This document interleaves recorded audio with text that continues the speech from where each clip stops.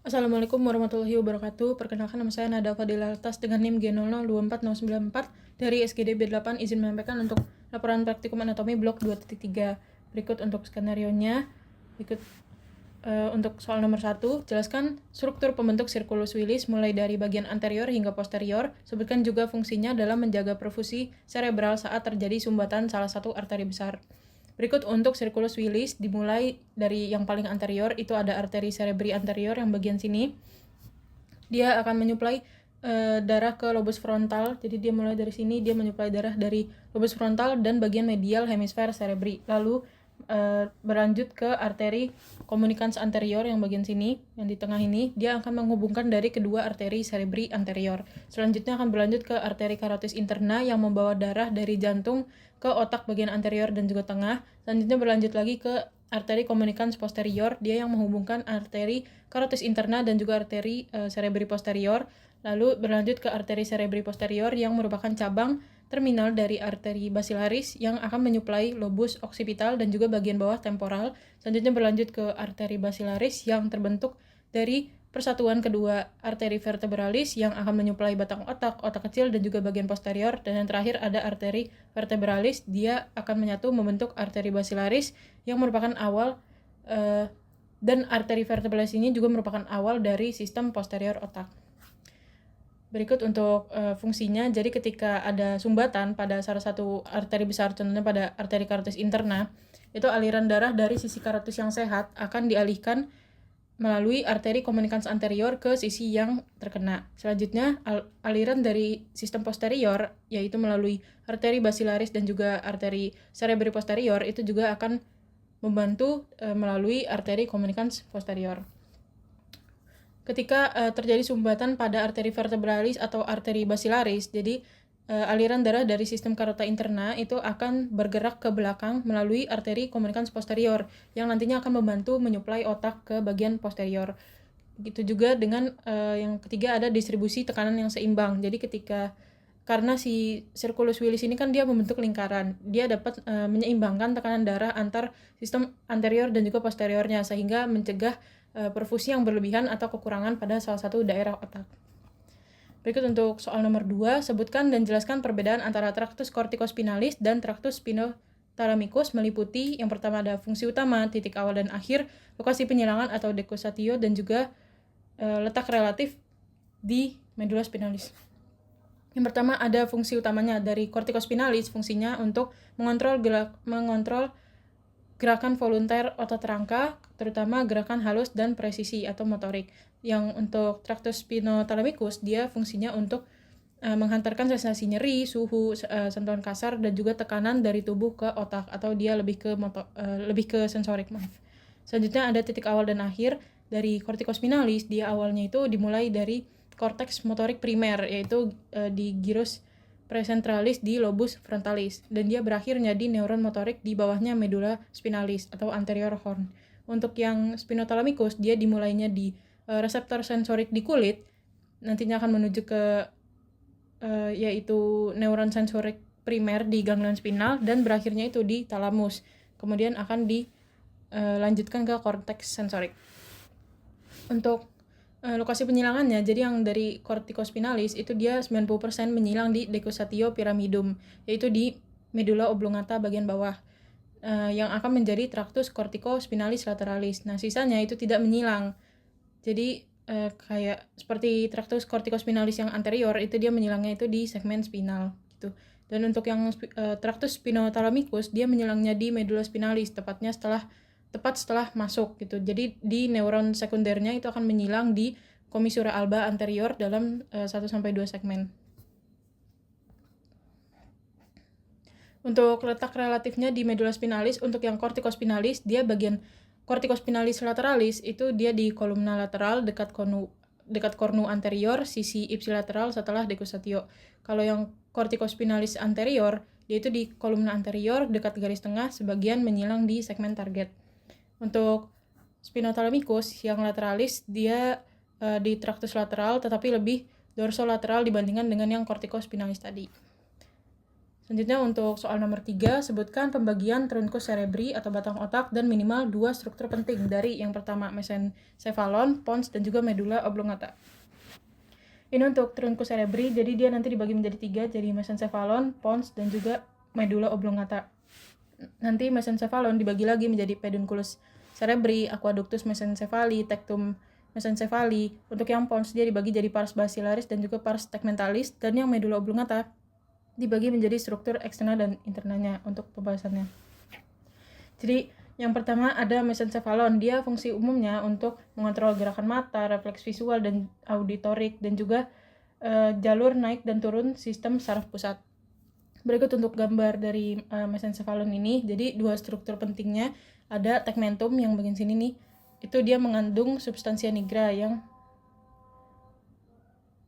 bagian hitam-hitam di sini. Nah, dia itu juga selain substansia nigra ada juga nukleus merah dan juga tractus corticospinalis. Substansia nigra tadi itu berperan dalam regulasi gerakan terkait dengan penyakit Parkinson pada klinisnya gitu. Yang nomor 2 ada colliculus superior dan inferior, bagian dari tuberculi quadrigemina. Jadi dia terbagi jadi 2, nanti colliculus yang superior untuk refleks visual dan koordinasi gerakan mata, dan juga yang inferior untuk pengolahan informasi pendengaran atau auditorik. Nah, selain dari itu ada lagi bagian-bagian yang lainnya. Pertama ada pedunculus cerebri yang ini. Nah, dia terbagi jadi termasuk dari crus cerebri dan juga tegmentum mesencephali. Jadi dari pedunculus itu substansia nigra itu kan akan membagi tuh menjadi 2, menjadi ini nih tadi crus sama tegmentum mesencephali yang posterior dan ini yang anteriornya gitu. Dan selanjutnya ada fossa interpeduncularis yang ini.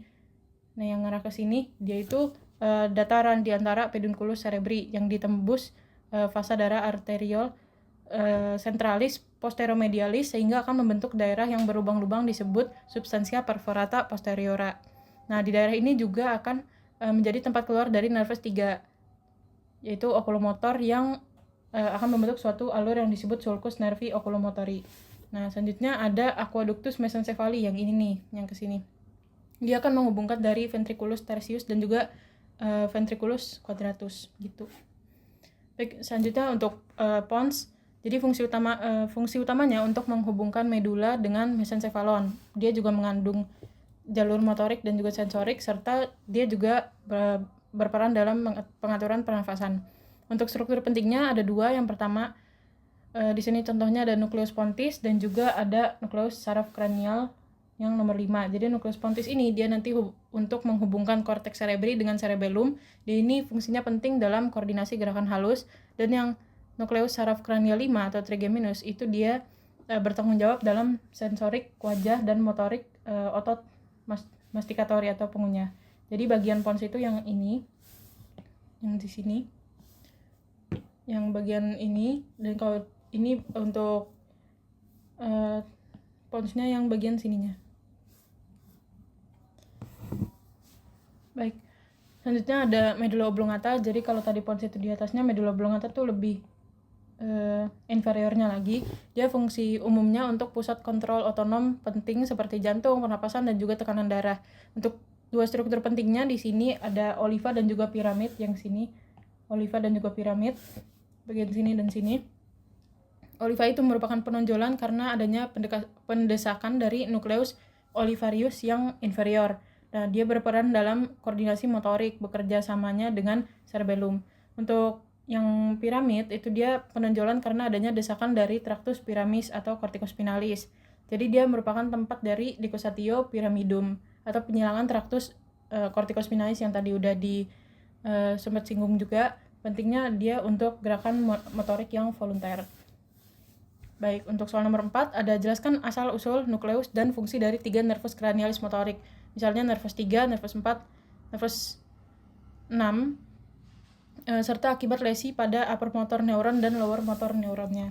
Jadi yang pertama ada nervus 3, nervus oculomotorius. Jadi dia asalnya dari nukleus asalnya dari nukleus oculomotorius di mesencephalon tingkat colliculus superior. Ada juga nukleus Edinger-Westphal, itu dia komponen parasimpatis untuk pupil.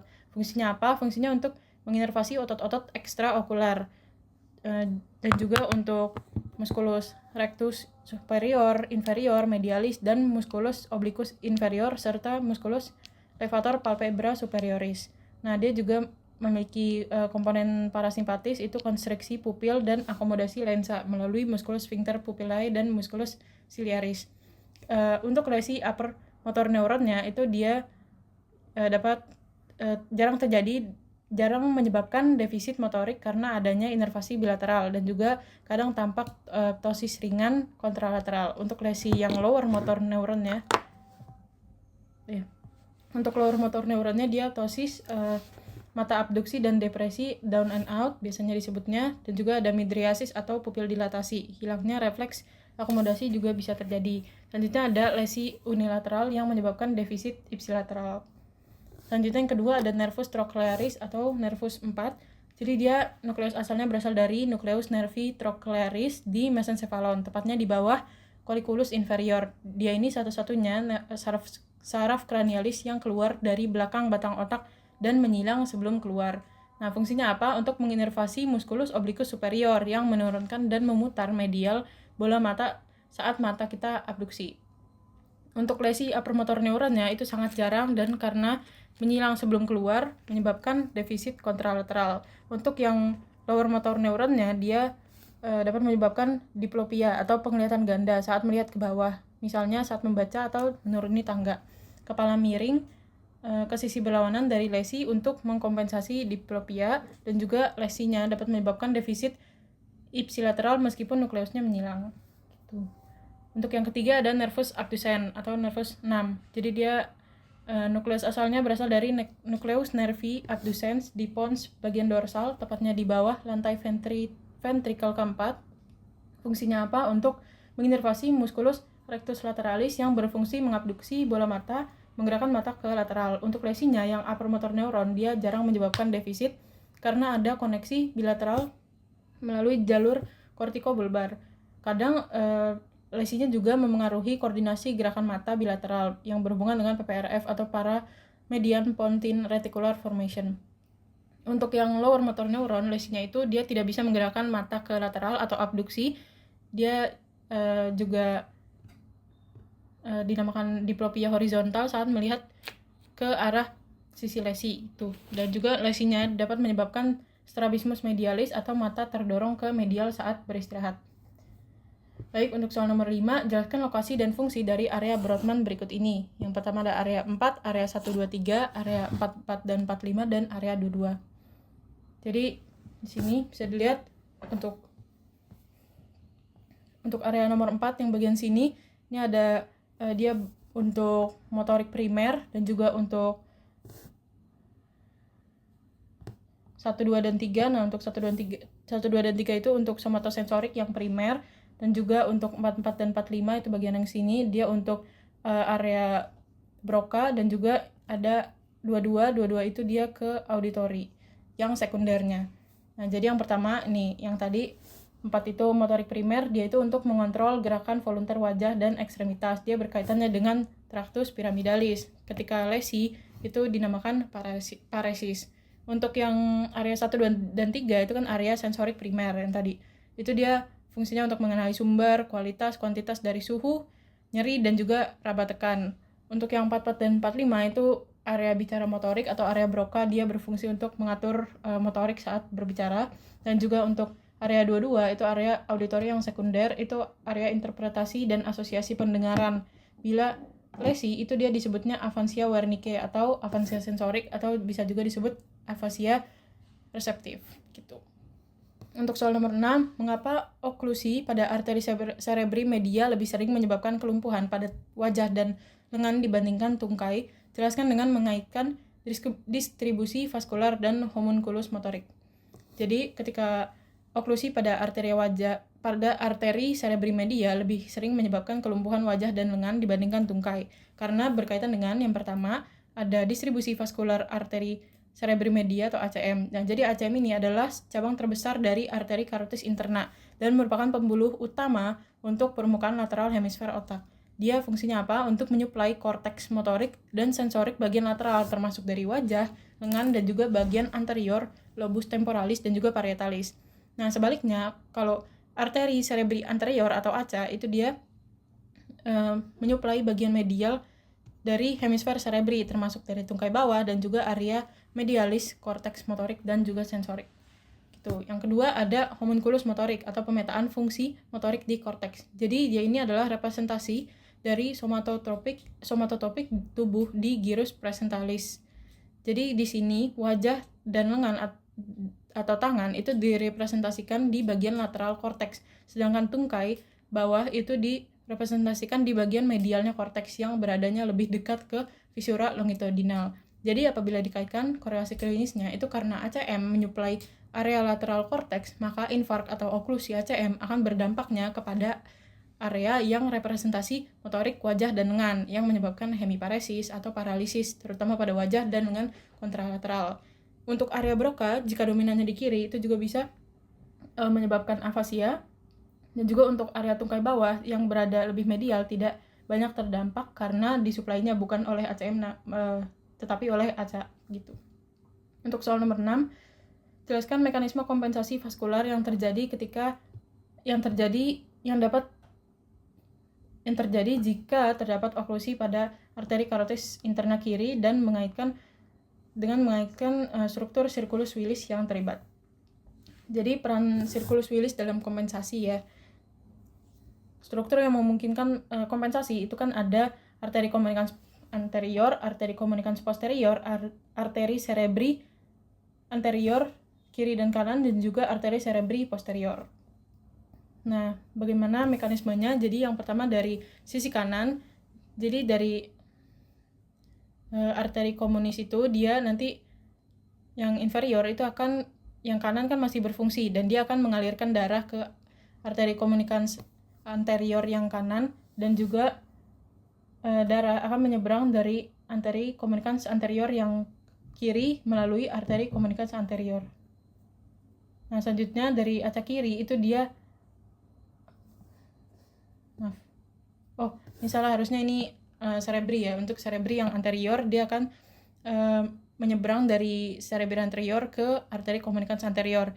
Jadi dari arteri cerebri anterior yang kiri dia kemudian akan memasok bagian medial hemisfer kiri. Nah, dari sirkulasi selanjutnya dari sirkulasi posterior atau dari posterior komunis ya. Jadi komunikans Jadi dari sistem vertebrobasilar, dari arteri basilaris atau juga arteri komunikans posterior. Nah, dia itu akan mengalir ini dari arteri cerebri posterior dan dia akan mengalir ke arteri komunikans posterior kiri, dan arteri cerebri inferior yang bagian kiri di bagian distalnya yang akan menyuplai nantinya ke arteri cerebri medial bagian kiri dan juga cabang-cabang lainnya.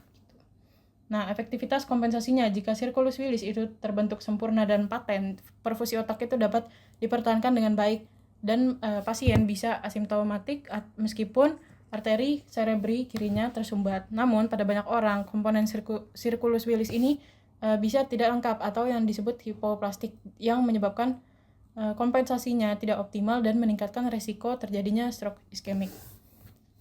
Baik, mungkin sekian untuk laporan praktikum blok 2.3. Kalau ada kurang lebihnya mohon dimaafkan. Terima kasih. Wassalamualaikum warahmatullahi wabarakatuh.